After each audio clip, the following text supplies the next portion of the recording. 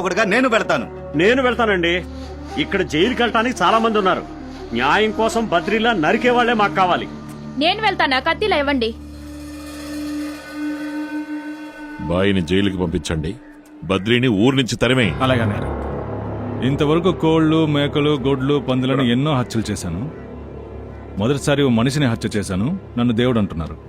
నేను దేవుడినేం కాదు, నన్ను అరెస్ట్ చేయండి. రేయ్, ముండ్రా. ఇలాంటి వాళ్ళు ఈ ఊరికి అవసరం. యా. మీరు నన్ను నాయకుడు అంటున్నారు, జనం వాణ్ణి దేవుడు అంటున్నారు. నాయకుడు గొప్ప, దేవుడు గొప్ప? దేవుడే. అయితే మరి దేవుణ్ణి ఊళ్ళోంచి తరిమేయడం కరెక్టే కదా? కరెక్టే అన్నగారు. ప్రజలు ఎప్పుడైతే వాడిని దేవుడు అన్నారో అప్పుడే వాడిని ఊరి నుంచి తరివేశాను. బయటుండే వాడు సమస్యలు తెస్తున్నాడు. 6 ఏళ్లైనా సరే వాడిని చంపలేకపోయాను.